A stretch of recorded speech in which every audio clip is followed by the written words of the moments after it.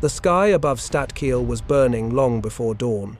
Tracer rounds stitched the fog like veins of red light, each one a fragment of order inside chaos. Somewhere beneath that smoke, an American line that wasn't meant to exist, let alone survive, began to move like a living machine. The 6th of March, 1945. Hitler's personal guard, the 1st SS Panzer Division, Leibstandarte Adolf Hitler, advanced through the forests of Western Germany. Their tanks whispered death through the trees, the heavy Maybach engines purring with mechanical arrogance. These were not ordinary soldiers.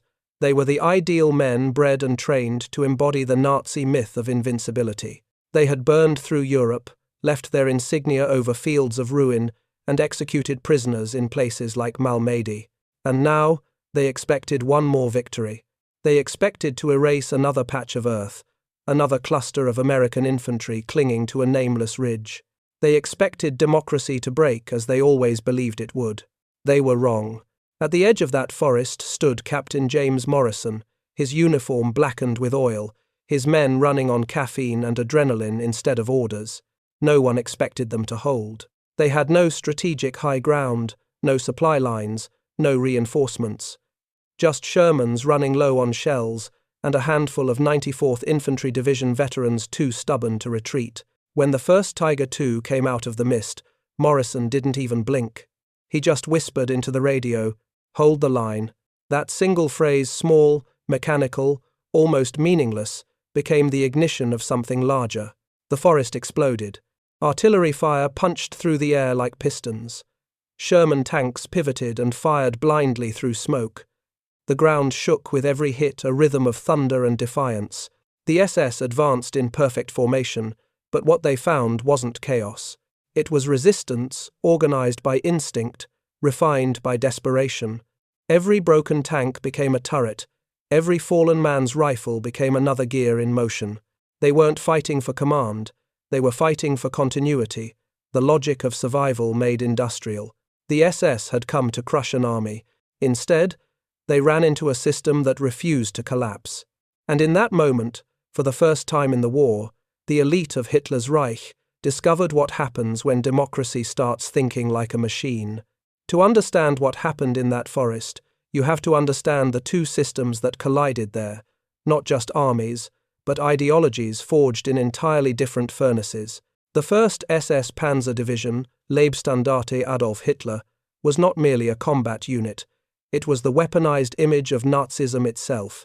Born in 1933 as Hitler's personal guard, it evolved into a cult of industrial warfare, a body of men molded to believe that obedience was purity and that destruction was creation.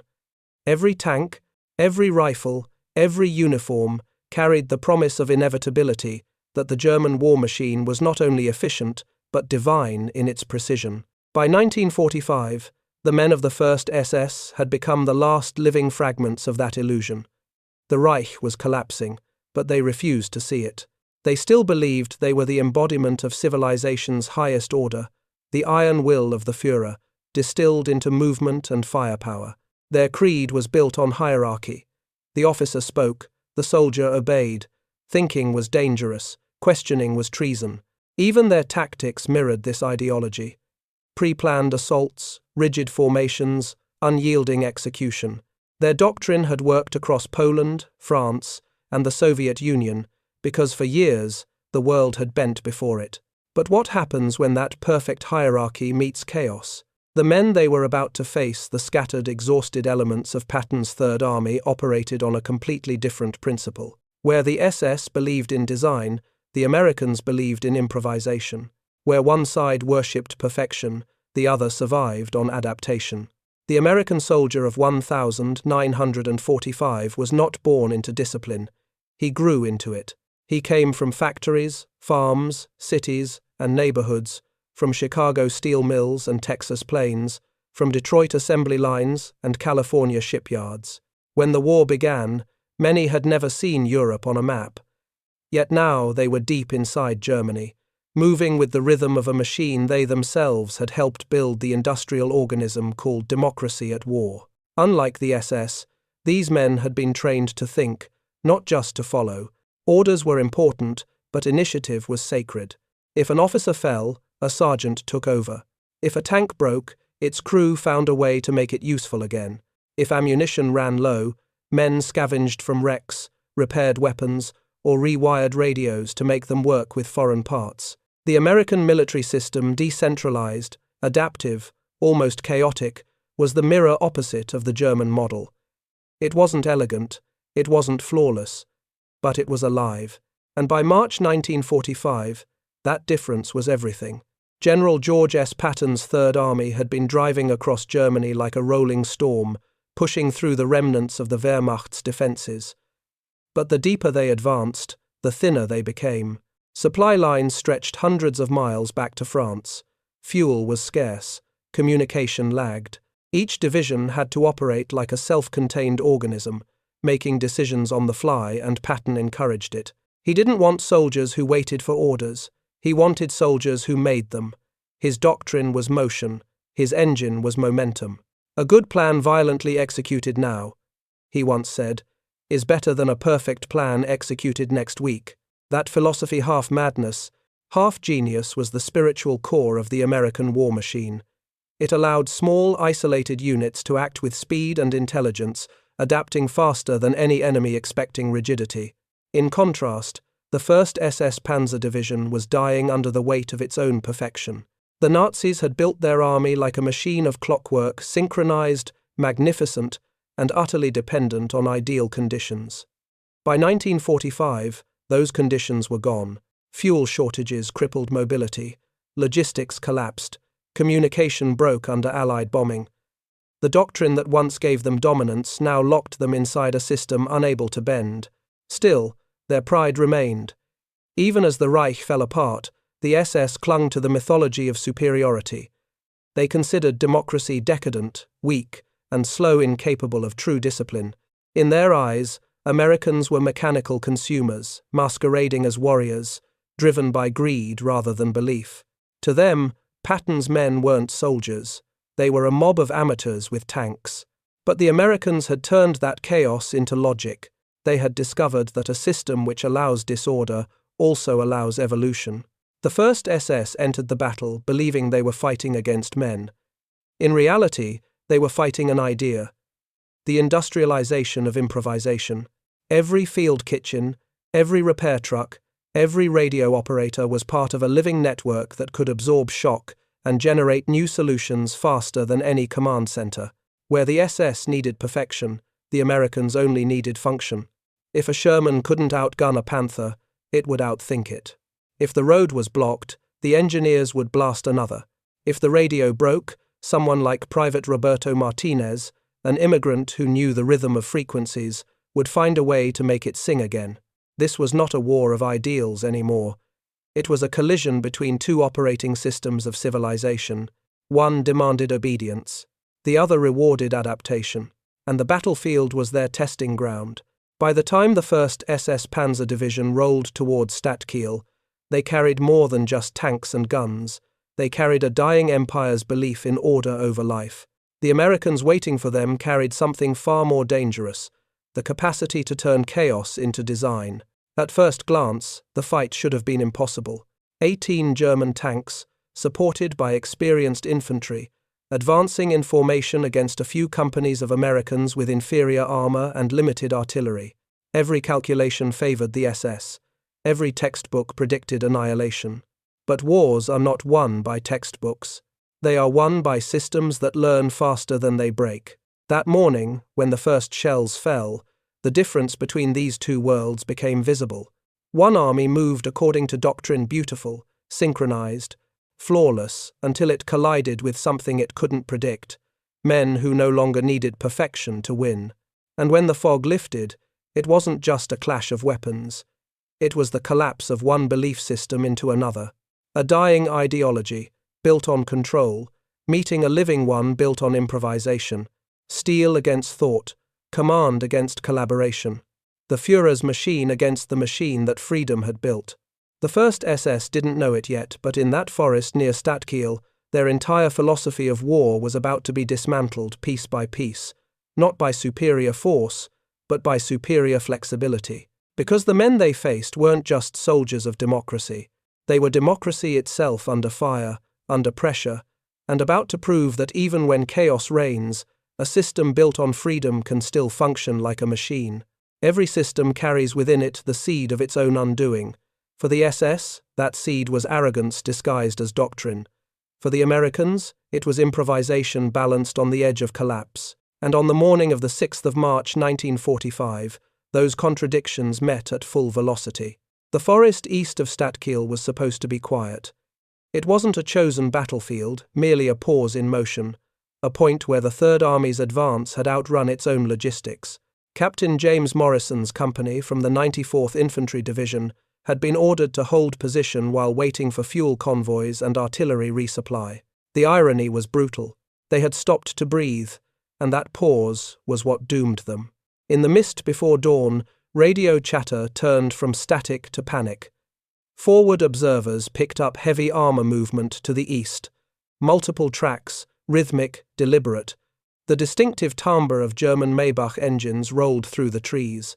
Morrison leaned into his field set, waiting for confirmation. None came. The order from headquarters was simple: hold your position. He didn't know that the force approaching him wasn't a routine German patrol. It was the 1st SS Panzer Division, Leibstandarte Adolf Hitler. The same division that had spearheaded Poland, crushed France, and executed prisoners in Belgium. To Morrison's men, the name meant one thing: no survivors. The perfect storm of misjudgment. The SS had been ordered to break through the American line and create chaos behind it, one last offensive, to buy time for the Reich's collapsing front. Their commanders still believed in the old calculus, that superior tanks and fanaticism could overwhelm any opponent. But they were moving through a country that no longer obeyed the rules of their maps. Bridges were gone, roads were cratered, air cover had evaporated. The machine of the Reich had begun to rust from within. Even so, the SS trusted their old equation: steel plus obedience is gelijk aan victory. Across the ridge, Morrison trusted none of that. He had 3 Sherman tanks from the 8th Armoured Division, a battery of 105mm howitzers positioned miles to the rear, and less than 200 infantrymen tired, mud-streaked, half of them with frostbitten fingers. His command post was a farmhouse that smelled of gun oil and exhaustion. He looked at his map and muttered, "If they hit us here, we die here." And yet, there was no retreat order. Patton's philosophy, hold, even if you have to fight with shovels, was law. When the first shells fell, the contradiction of the two systems became visible. The SS opened fire with precision, coordinated artillery, then the roar of tank engines. Their advance was perfect geometry. Panzers in line, grenadiers flanking through the tree line, Tiger II tanks hammering from the center. Every movement followed the manual. Every step obeyed the plan. The Americans didn't move with perfection. They moved with reaction. Shermans repositioned erratically, each crew shouting coordinates to the others over jammed radio channels. Infantry scrambled between foxholes, calling artillery fire on anything that moved. Mechanics turned into gunners, cooks carried ammunition, medics fired rifles between tourniquets. It was chaos, but chaos with communication. A network of instinct rather than hierarchy. When the doctrine cracks. For the first 15 minutes, it looked like annihilation. German shells tore through the ridgeline. One Sherman vanished in a plume of smoke. Another backed into a ditch, tracks mangled. The SS pressed forward, confident, systematic. Then something unexpected happened. They met resistance that shouldn't have existed, resistance that adapted faster than it broke. Each American loss became a node of recalibration. When a tank was disabled, its gun was still used as a static firing point. When a communication line was severed, runners replaced it. When a flank collapsed, infantry shifted and reformed under the sound of their own artillery. The German doctrine couldn't process it. Theirs was a system that required control. The American system fed on disruption. The 1st SS had entered the forest to destroy an enemy. Instead, they found a mechanism that refused to stop turning a structure so fluid it appeared random, but was in fact self-correcting under pressure. Sergeant Thomas Tank Wilson, whose Sherman had been crippled by a Panther shell, radioed Morrison. "Tracks are gone. Gun still works. I'm not leaving." His wrecked tank became an anchor, its cannon now part of a defensive semicircle. Nearby, Shermans positioned around it, creating an armored hedgehog, a formation no manual had ever described, but which made perfect mechanical sense. The immobile became integral, the broken became vital, the moment of recognition. As the morning dragged into midday, the SS began to lose rhythm. Their attacks came in waves, but every wave hit something it couldn't fully crush. Their own discipline turned against them. They kept repeating what had once worked, unable to imagine alternatives.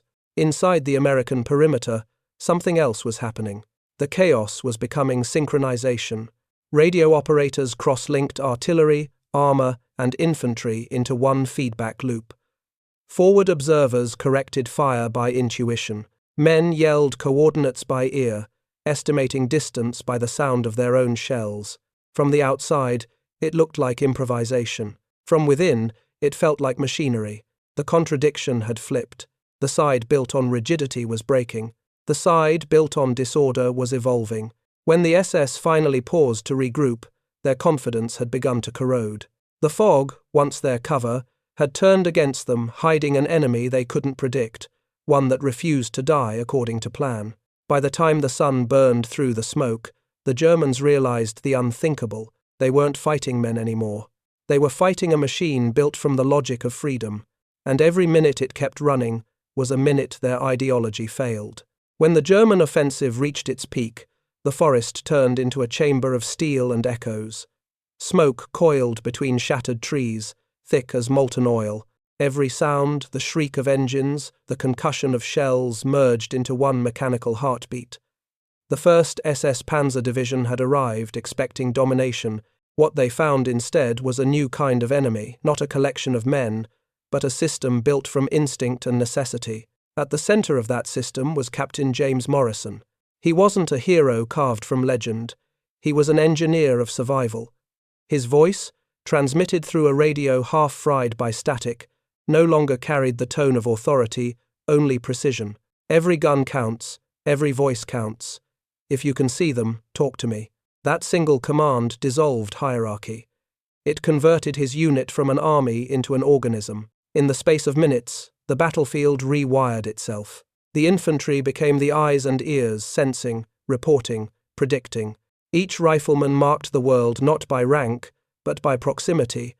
Tank at 200 yards, smoke on the left ridge, movement near the creek.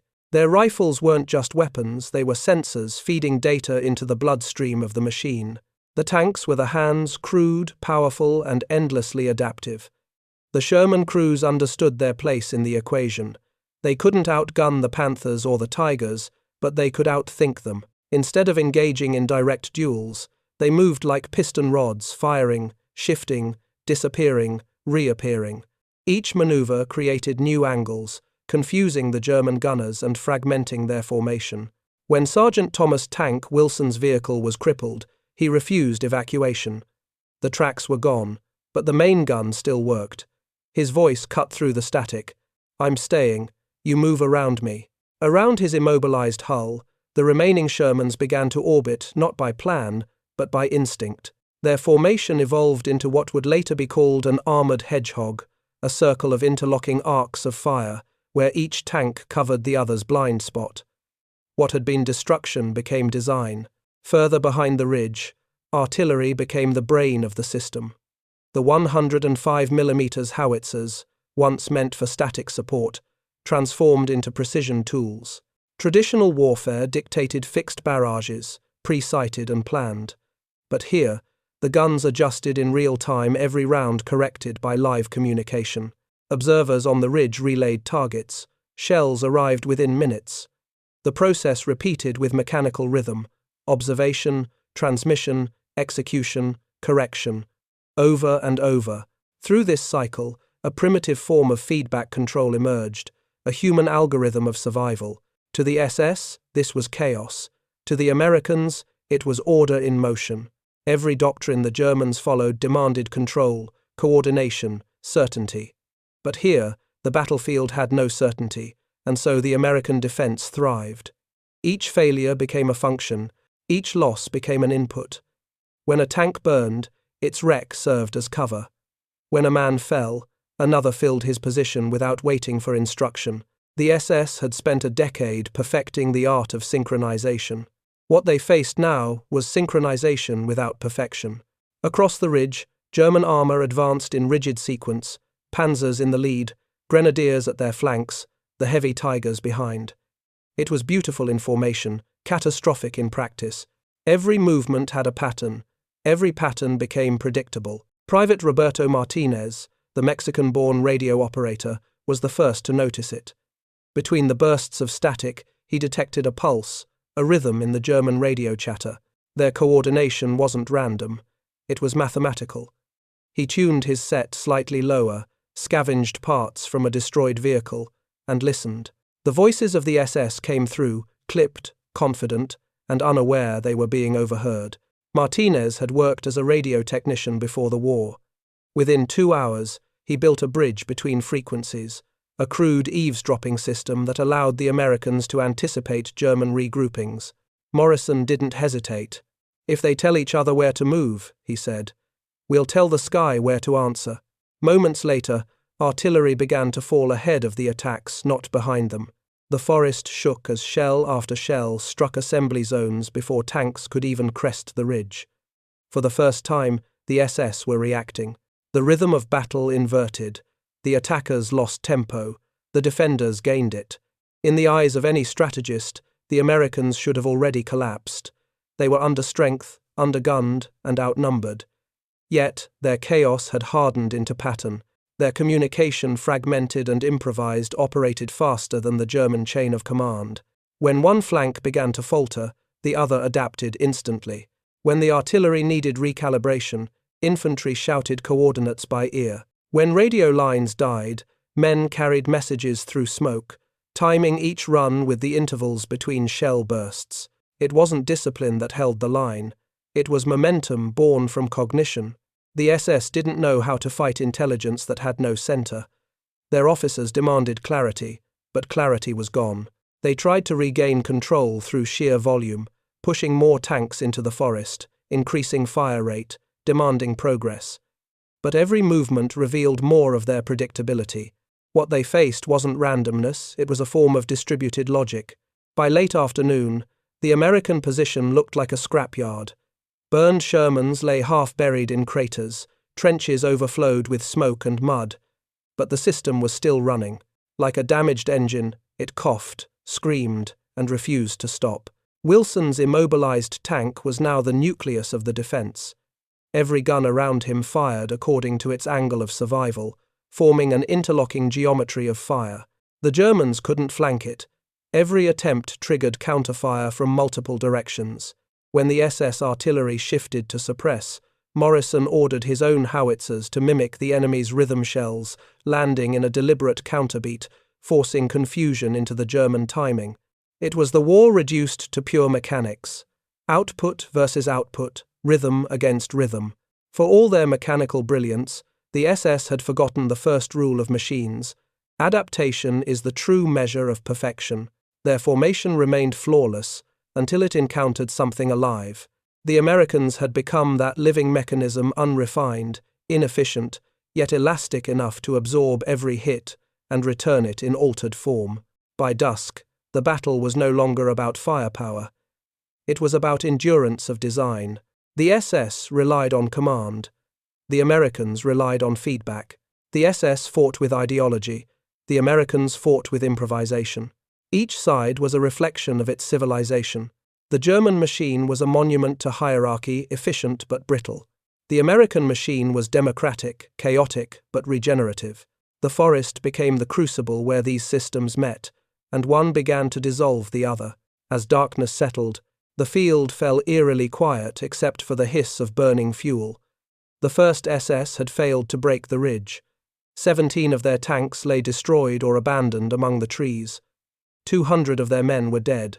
The survivors withdrew slowly, still unable to comprehend how the inferior had outlasted them. Morrison's line was wrecked but unbroken. He walked through the ruins past twisted armor, shattered helmets, bodies half buried in mud. His men sat in silence, their faces lit by the faint orange of smoldering wrecks. The system they had built had cost them everything. Out of 200, fewer than 90 could still stand. He stopped beside Wilson's Sherman, its barrel still warm, the inside reeking of smoke and oil. Wilson himself sat against the hull, face pale, hand bandaged.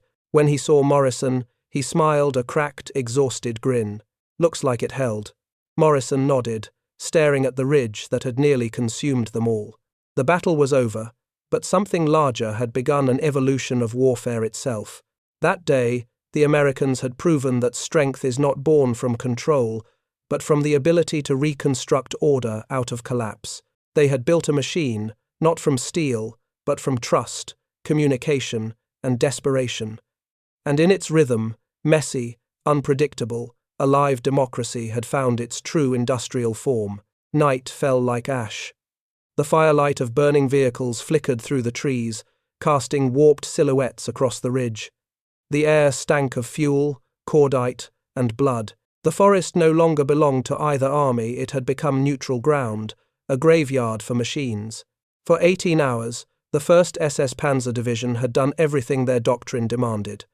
They had advanced with precision, coordinated with discipline, obeyed every command to the letter, yet here they were bleeding, disoriented, retreating through the same woods they had entered with the arrogance of gods. Captain James Morrison watched them go from the shadow of his wrecked command post. His uniform was torn, his hands black with soot, his voice hoarse from shouting. He felt no triumph, only a kind of hollow awe. The ridge had held, but at a price that made victory feel indistinguishable from failure. The German tanks were gone. The silence they left behind was worse than the shelling. He walked through what was left of his position. The earth was cratered and steaming. Sherman hulls glowed faintly, their metal still hot to the touch. Men moved in slow, mechanical motions, too exhausted to speak. Some sat staring into nothing, the rifles still in their hands.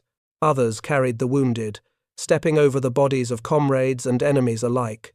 In one corner, Private Roberto Martinez knelt over a shattered radio set, the same improvised device that had let them anticipate German movements.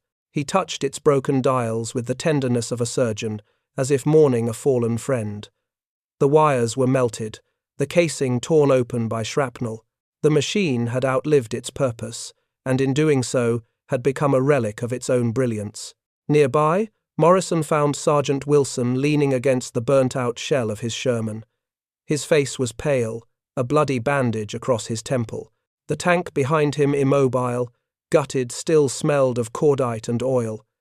Its gun pointed toward the tree line, frozen in its final position. "We stopped them," Wilson said quietly. "But it doesn't feel like winning." Morrison didn't answer. He looked around the ridge, the wreckage, the mud, the still burning trees, and realized that this was what victory looked like in the industrial age, a collection of functioning ruins, the death of certainty. The collapse of the 1st SS wasn't dramatic. It was mechanical, slow, inevitable, and uncomprehended by those inside it. Their doctrine had carried them into the fight, but their doctrine couldn't evolve once it met an opponent who refused to obey predictable patterns. The Germans' radios were still transmitting as they retreated, their officers issuing the same commands they'd used since the early years of the war. Form line. Advance in pairs. Maintain spacing. Orders designed for a perfect army that no longer existed. Their perfection had become their weakness. The 1st SS had been a monument to control a machine that required flawless coordination to function. But when pieces broke, they couldn't be replaced. When communication failed, the structure collapsed. Every mechanism in the Reich, from the tank engine to the chain of command, depended on obedience. And obedience does not innovate. The Americans had survived precisely because they had no such perfection to lose. Their structure had been loose, flexible, alive. They didn't need harmony, they needed function. When one part broke, another filled its place. When one man died, another picked up the task without waiting for approval. Theirs was a system built not for glory, but for persistence. That was the revelation. The collapse wasn't of one army, it was of an entire idea. The SS had fought for hierarchy, the Americans fought for adaptability, and in a world where chaos ruled, Adaptability was the only form of order that survived. The human cost. Dawn came grey and merciless. The smoke from burning tanks mixed with mist, turning the valley into a metallic haze. Medical corpsmen moved through the wreckage, tagging the dead, carrying the living. Morrison's company was down by 60%. Most of his officers were gone. Communications were still intermittent. The ridge was silent except for the sound of engines cooling and the occasional muffled cry of pain. One medic called to Morrison. A wounded German officer had been found among the debris, a major from the 1st SS. His face was burned, his uniform charred, but the insignia still visible, Adolf Hitler's Leibstandarte. He asked for water in perfect English. Morrison hesitated, then handed him his canteen. The man drank, coughed, and said in a voice that was almost calm, "We should have crushed you in the Ardennes. You people shouldn't fight like this. You have no system." Morrison looked at him for a long time before answering. "We didn't need one. We built it when we had to." The SS officer laughed, a low, rasping sound. "That's why you'll never understand perfection." And then he died. Morrison stood there, staring down at him, and for a moment he understood the man's final irony. The Germans had been perfect, and perfection had killed them. The revelation. By the time reinforcements arrived from the rear, the battlefield had already turned to memory. Reporters would later call it the stand at Stadtkiel. Historians would analyze it for decades, debating how such an understrength force could halt the spearhead of Hitler's elite. But the men who were there knew the truth. It wasn't heroism or luck. It was something colder, deeper, a shift in how war itself functioned. The Americans hadn't just defended a ridge. They had proven a new principle of survival, that in modern war, the side that can reorganize faster than it breaks will always outlast the one that cannot. That truth spread quickly. Within weeks, Allied tacticians were studying Morrison's after-action reports. The armored hedgehog concept became official doctrine. Martinez's improvisational radio work inspired new battlefield communication models. What had been born out of desperation became policy. The forest at Stadtkiel became a blueprint for the future. The quiet aftermath. That evening, Morrison sat on the ridge again. The fires had died down. The air was still. Somewhere behind him, supply trucks were arriving at last. The sound of their engines, the hum of continuity, was almost comforting. He thought about the men who were gone, about Wilson's crippled tank, about the radio that had outsmarted a division. And for the first time, he understood the strange symmetry of it all. The 1st SS Panzer Division had entered the forest as the embodiment of control. His men had entered it as fragments of chaos. But in the crucible of that day, chaos had found coherence, and control had turned to dust. He looked over the smouldering ridge one last time. The ground still trembled faintly with the heat of burned steel. "This," he whispered, "is what it means when a system learns to live." And as the wind carried away the last curls of smoke, the forest fell silent again, its soil soaked with oil, its air thick with the smell of two civilizations that had collided, and only one had evolved. When the smoke cleared from Stadtkiel, what remained was not just a battlefield, but an equation, a formula written in metal and blood. The question was never simply who won, but why one system endured while another disintegrated. The 1st SS Panzer Division had represented the pinnacle of authoritarian design. Every line in their organization, every movement on the map, every bolt in their tanks reflected the logic of hierarchy. Precision, obedience, control. They were the embodiment of the industrial age's greatest illusion that human will could be turned into perfect machinery. But the machine they built was closed. It could act flawlessly within its parameters, but when the parameters shifted, it broke. That is the nature of totalitarian systems. They are perfect only until the world changes. The Americans, by contrast, carried no such illusions of perfection. Their system was open, imperfect, and loud a chorus of independent parts that argued, adjusted, and contradicted each other until something new emerged. To the Germans, this looked like weakness. In truth, it was resilience in disguise, because democracy, when pushed to the edge, behaves like an engine with 1,000 self-correcting parts. It rattles, it overheats, it screams, but it keeps running. The machine of freedom. At Stadtkiel, That machine revealed itself in its purest form. The Americans didn't win because they were stronger or smarter. They won because their structure allowed intelligence to rise from anywhere. An officer could fall and the line would hold. A mechanic could become a strategist. A private could alter the course of the battle by reconfiguring a radio. When Private Roberto Martinez tuned his jury-rigged receiver into the German frequencies, he wasn't just improvising under fire, he was enacting a philosophy. He was proof that in a system built on shared responsibility, creativity can be as lethal as firepower. That is the secret of the democratic machine. It does not depend on perfection. It depends on participation.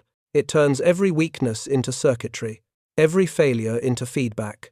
The German system demanded obedience from the bottom to maintain stability at the top. The American system inverted that logic. It demanded initiative from below to sustain survival at every level. One was vertical, the other was networked. And on that March day in 1945, the network defeated the hierarchy, the philosophy of adaptation. If the industrial century had taught mankind anything, it was that progress and catastrophe share the same machinery. The same logic that builds engines can also build empires, and the same systems that produce efficiency can also produce annihilation. The first SS had believed they were the culmination of progress, men fused with machines, operating in perfect discipline. They mistook order for strength, but strength is not the absence of chaos. It is the ability to organize chaos repeatedly. In that sense, democracy and industrial civilization are twins, both designed to survive entropy through adaptation. Both thrive on noise, feedback, iteration. That day, Patton's men demonstrated that survival in the modern age is not an act of will, it's an act of engineering. They didn't resist because they were better soldiers.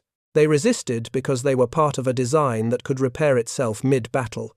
Every explosion rewrote the system. Every loss refined its logic. Every man became both a component and a creator. The SS, in contrast, was a machine that could not self-correct. It operated flawlessly until something went wrong and then it couldn't function at all. Its very perfection sealed its fate. That is the paradox of totalitarian design. It seeks eternity, but cannot survive change. Democracy as industrial logic. We often imagine democracy as something moral or idealistic, a belief in liberty, in the worth of the individual. But in the crucible of war, democracy revealed itself as something else entirely. An operating system. At Stadtkiel, it proved it could function even when broken, because its strength did not come from command, but from connection. Every soldier was a node, every mistake, a signal, every idea, a potential upgrade.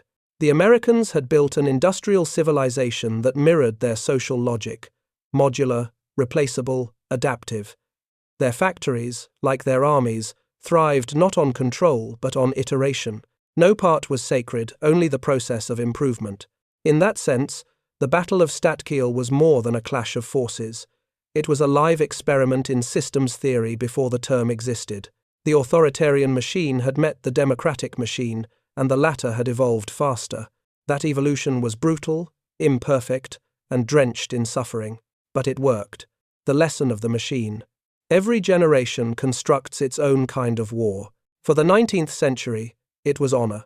For the early 20th, ideology. For the modern age, it is systems. The lesson of Stadtkiel wasn't about courage or heroism. It was about design. The side that can transform chaos into function wins not because it is more righteous, but because it is structurally alive. The men who survived that day didn't talk about glory. They spoke about radios, ammunition chains, the angle of a tank turret, the miracle of staying connected when everything broke. They understood instinctively what future civilizations would take decades to articulate, that survival depends not on who commands, but on how information flows. The German machine was a cathedral. The American machine was a factory. One was built to impress, the other to endure. The echo of civilization. When historians look back, they often search for heroes. But the real legacy of Stadtkiel is not a man, it's a method. It taught that civilization itself is an industrial process, a mechanism of trial, failure, and adaptation. The moment a society stops learning, it begins to collapse. The moment it freezes its design, it becomes a monument, and monuments don't move. The first SS marched into that forest believing they were history's engine. But engines, when overbuilt and under-evolving, become tombs. Democracy, in contrast, isn't beautiful. It leaks, it rattles, it argues with itself, but it keeps running, and that may be the only perfection civilization can afford. The forest of Statkiel is silent now. The air has softened, and the soil has long since swallowed the twisted steel that once screamed through it. If you walk there today, you would find only fragments, half-buried treads, rusted shell casings, the faint geometry of trenches reclaimed by moss. But under that silence, something still hums. It is not the sound of engines, but the resonance of what was built there. The idea that a machine can be human, and that humanity can become mechanical when survival demands it. 80 years later, the lesson of that day still vibrates beneath the surface of civilization. Every command system, every factory, every algorithm built since then carries some echo of the logic born in that forest. Because the Battle of Statkiel was not just a fight between armies, it was a proof of concept. The 1st SS Panzer Division, conceived as the purest expression of mechanized discipline, had reached the apex of design and the limits of its own rigidity. When it encountered an enemy that could change faster than it could respond, it shattered. The same fate would repeat itself in industries, in economies, in empires that confused control for endurance. The Americans who fought there never thought of themselves as symbols, yet they became exactly that, representatives of a civilization that survived by accepting imperfection as design. They were not coordinated by faith, or ideology, or even strategy. They were coordinated by something far simpler and more durable: the flow of adaptation. Their line had functioned like an organism, sensing, responding, evolving. Every loss recalibrated the whole, every failure taught, every voice became circuitry. That was the hidden rhythm of the 20th century, the transformation of chaos into process, and of process into power. When future generations speak of systems thinking, of feedback loops, of adaptive networks, they are naming principles that men like Morrison, Wilson, and Martinez enacted by instinct while surrounded by fire and death. They were not engineers of theory, they were engineers of survival, the afterlife of the battle. In the months after Statkiel, the tactical innovations of that day spread through the Allied armies like voltage through wire. The armored hedgehog became doctrine, dynamic radio intercepts became standard intelligence procedure. But more than tactics, it was philosophy that endured. Modern military systems, command networks, digital coordination, real-time battlefield data all trace their lineage to that moment when scattered men in a foggy forest turned feedback into a weapon. The concept that no single part must be perfect, so long as the whole can adapt, that is the essence of resilience.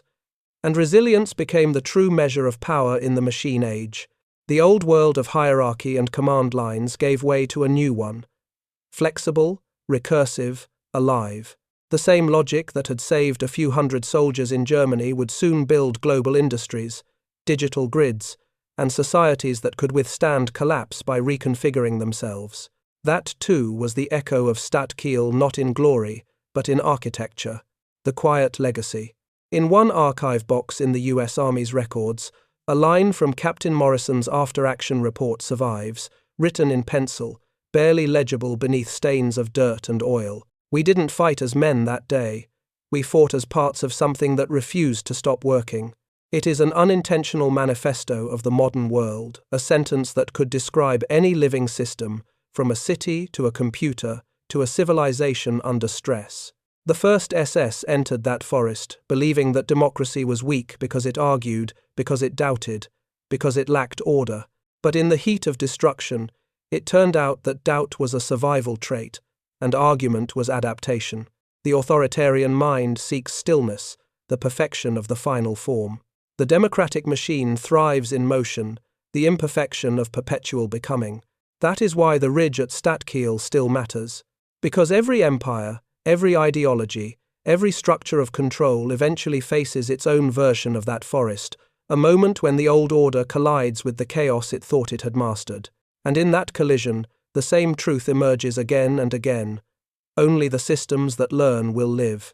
Somewhere under the soil of Western Germany, fragments of Sherman armor still rust beside the bones of Panther and Tiger tanks. The forest has grown over them, roots twisting through steel, time turning metal back into earth. The machines are gone, but their logic remains. It hums quietly in every circuit, every decision, every structure that must adapt or die. The Battle of Stadtkiel ended long ago, but the machine it awakened never stopped running.